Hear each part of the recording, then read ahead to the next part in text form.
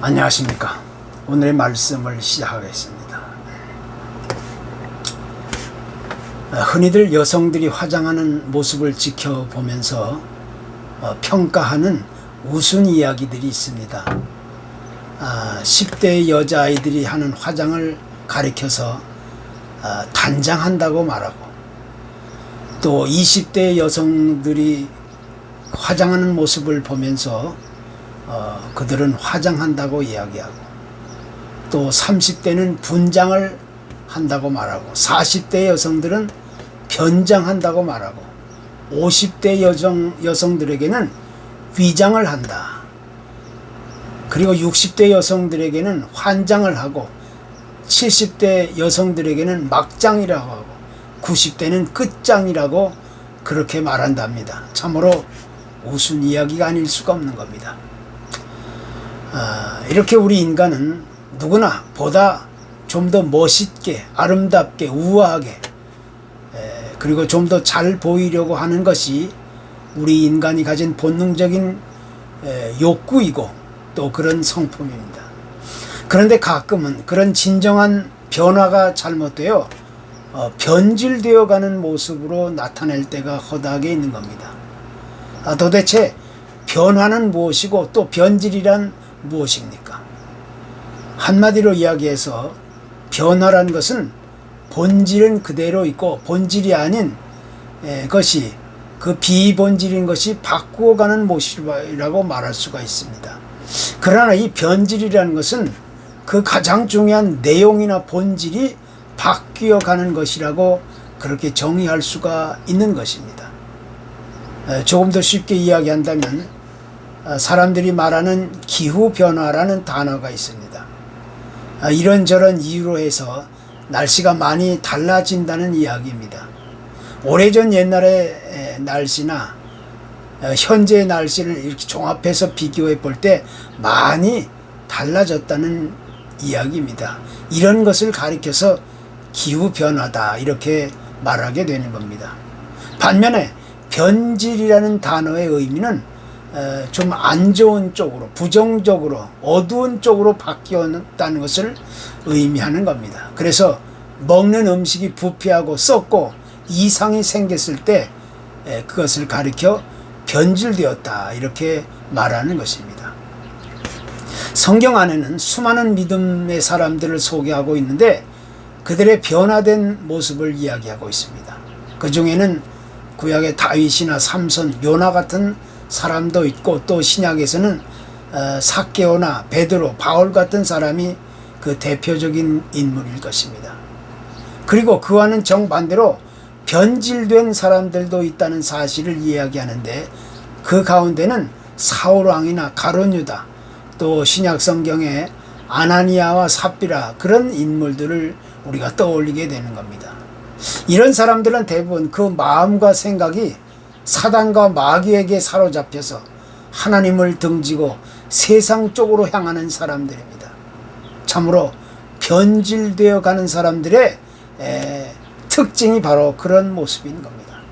다시 이야기하면 원래 변화란 좋은 방향으로, 적극적인 방향으로, 좀 더 가치 있는 방향으로 바뀌는 것이고, 변질이란 더 나쁜 방향으로, 부정적이고 어두운 악의 방향으로, 쓸모없는 방향으로 바뀌는 것을 의미하고 되는 겁니다.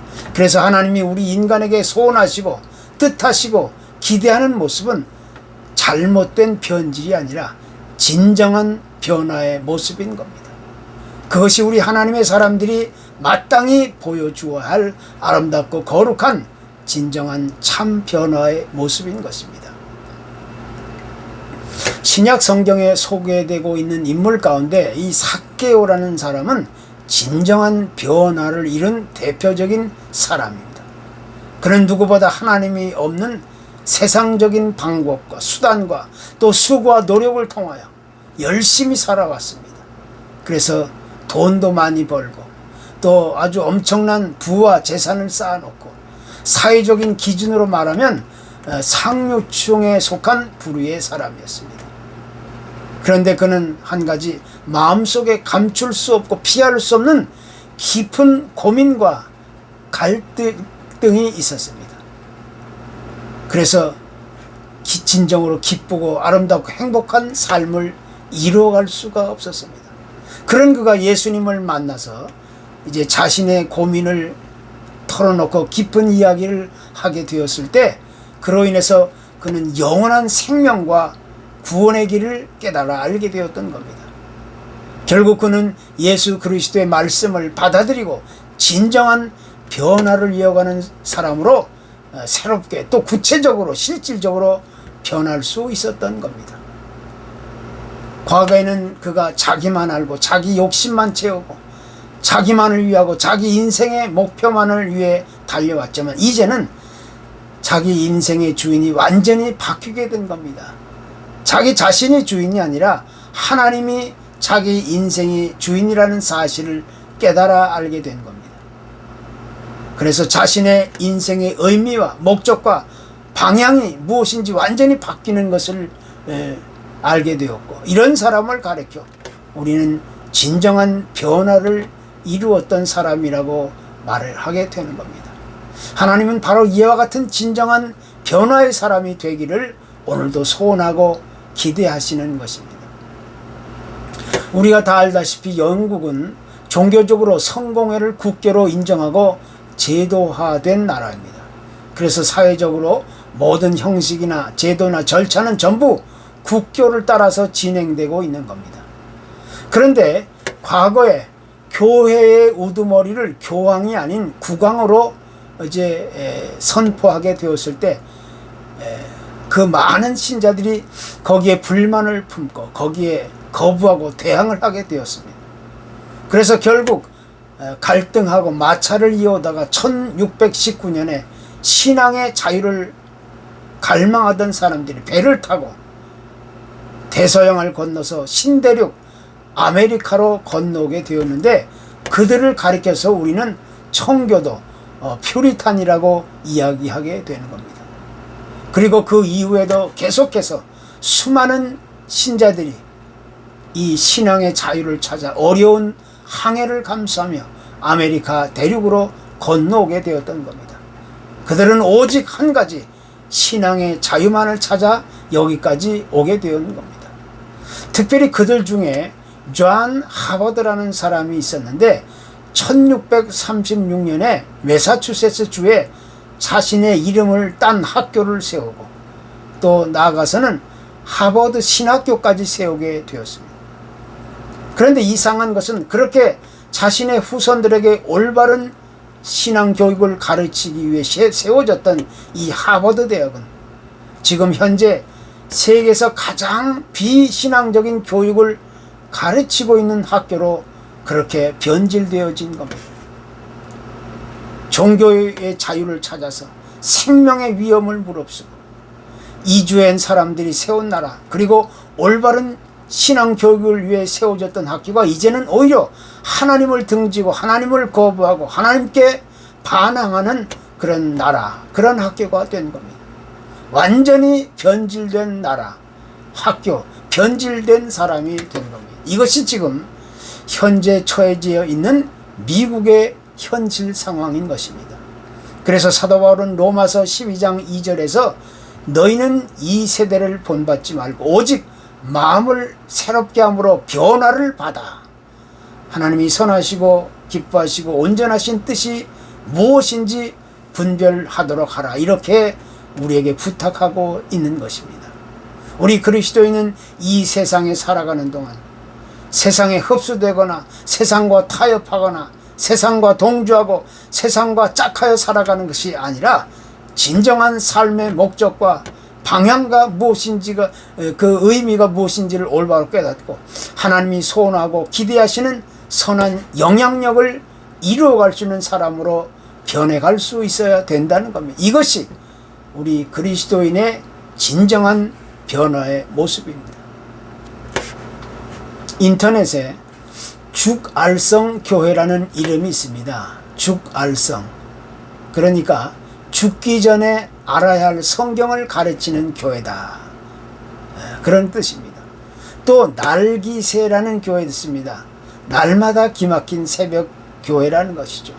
또 답답한 교회도 있는데 이것은 성경에 나오는 모든 문제를 속 시원히 답해주는 교회라는 뜻입니다. 그런데 무엇보다 중요한 것은 교회 이름이 아닙니다. 우리가 진정으로 하나님이 소원하고 기대하시고 계획하시는 그 뜻을 따라 진정한 변화의 사람이 되고 하나님의 사람의 백성으로 살아갈 수 있느냐, 거기에 우리의 목적이 있고 또 우리의 고민과 아픔이 있는 것입니다. 그래서 많은 사람들은 누구나 초대교회로 돌아가야 한다는 말을 그렇게 쉽지 않게 하고 있는 겁니다. 하나님이 함께 하셨던 교회, 하나님이 역사하셨던 교회, 하나님의 뜻이 온전하게 이루어졌던 그 변화의 초대교회 모습으로 다시 돌아가야 할 것을 강조하고 있는 겁니다. 이것이 우리가 마땅히 이루어가야 할 새로운 변화의 모습입니다. 지금 워싱턴 중앙장로교회에 유웅열이라는 목사님이 계십니다. 이분이 몇 년 전에 하원 의원들이 모이는 그 국회 개원식 때 개회 기도를 요청받게 되었습니다. 그런데 이런 요청을 보낼 때는 민감한 종교적인 표현을 자제해달라는 기도 지침서를 보내온답니다. 다시 말하면 기도할 때 예수님의 이름으로 기도합니다 라는 하지 말라는 부탁을 한답니다. 그리고 기도문을 미리 보내달라는 것인데 무슨 내용으로 기도하는지 사전에 자기네들이 검증하겠다는 것입니다. 그런데 이 목사님이 기도문을 작성해서 미리 보내면서 하루 전날 밤, 그러니까 밤 12시에 그것을 보냈답니다. 그리고 당일 행사장에 가서 당연히 예수 그리스도의 이름으로 기도합니다 라고 기도했습니다. 그런데 의아하게도 수많은 사람들이 전화나 이메일을 보내면서 예수 그리스도의 이름으로 기도해 주셔서 참으로 고맙습니다 라는 격려와 칭찬의 말을 아낌없이 해 주었다는 겁니다. 참으로 이상한 일이 아닐 수가 없는 겁니다.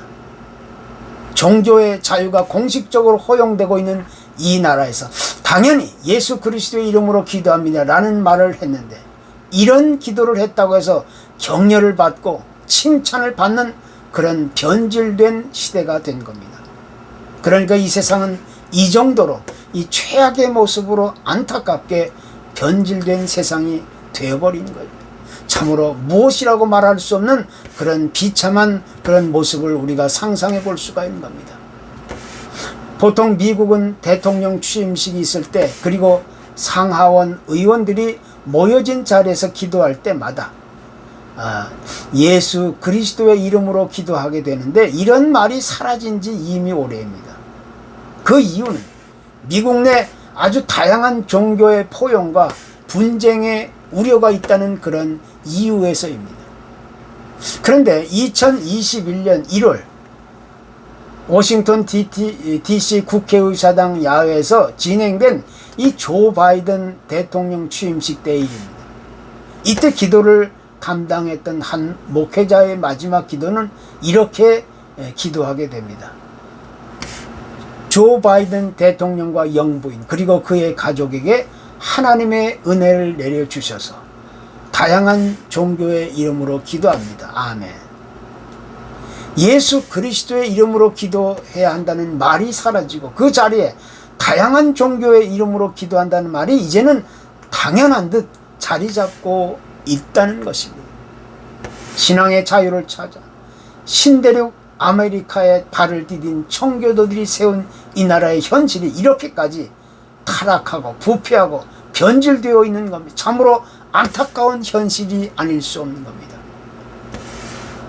오늘 본문에 보여지는 대로 주님이 예루살렘 성전에 올라가셨을 때 이렇게까지 분노하시고 불같은 화를 내신 이유가 도대체 어디에 있겠습니까? 당시 성전 안에서는 무슨 일이 벌어지고 있었습니까? 그때 성전 뜰 안에서는 제사 때 쓰일 동물들을 사고 파는 이 매매 장소로 사용되어 왔어. 또 돈을 바꾸는 사람들로 북적거렸습니다. 그러니 이런 모습을 보고 있던 예수님이 어떻게 그들을 올바로 이해할 수 있었겠습니까? 그러니까 거룩한 예배를 드려야만 했던 성전이 본래의 목적을 잃어버리고 물건을 사고 파는 장사터, 시장으로 변질되어 있었던 겁니다. 그리고 종교 지도자들 역시 이런 모습들이 아무렇지도 않은 듯 아주 매우 익숙해져 있었던 게 사실이었습니다. 그래서 주님은 크게 분노하시면서 책망하기를, 내 집은 만민이 기도하는 집이다. 그런데 너희들은 이곳을 강도의 소굴로 만들었다. 이렇게 하시면서 그들을 밖으로 내쫓아 버렸던 겁니다. 아마 어떤 사람들은 따져 물었을 것입니다. 성전을 찾는 자들의 편리함을 위해서 이렇게 하는 곳인데 도대체 무엇이 잘못되었는가 라고 반문했을 수도 있습니다. 그러나 그들은 사람들의 그 편리함을 위한다는 명목으로 하나님의 이름을 팔았고 거룩한 성전을 시장으로 바꾸어 버린 것이었습니다. 이것이 바로 부패하고 타락하고 더럽혀진 변질된 모습의 실상이었던 겁니다. 물론 우리가 하나님 앞에 나오기까지는 여러 가지 제약과 조건이나 문제들이 우리 앞길을 방해할 수가 있을 수가 있는 겁니다. 그러나 그러한 여러 가지 복잡하고 다양한 제약과 조건과 상황들이 신앙에 방해가 되고 걸림돌이 된다 할지라도, 또 아무리 편리하고 안전하고 자유스러운 수단과 방법이 있다 할지라도 그것이 하나님께 나아가는 유일한 목적이 될 수는 없는 것입니다. 그래서 진정한 변화와 잘못된 변질과의 차이는 아주 미미하게 보일 수도 있는 것입니다. 그리고 그 차이는 아무렇지도 않게 보일 수도 있는 겁니다. 그러나 진정한 변화와 잘못된 변질의 차이는 결국 마지막에 가서 좁혀질 수 없는 아주 엄격한 차이와 간격이 있는 다른 길로 이어질 수밖에 없는 겁니다. 그래서 변화냐 아니면 변질이냐, 그것은 각자의 선택으로 이어질 수밖에 없는 문제인 것입니다. 오늘은 여기까지입니다. 감사합니다.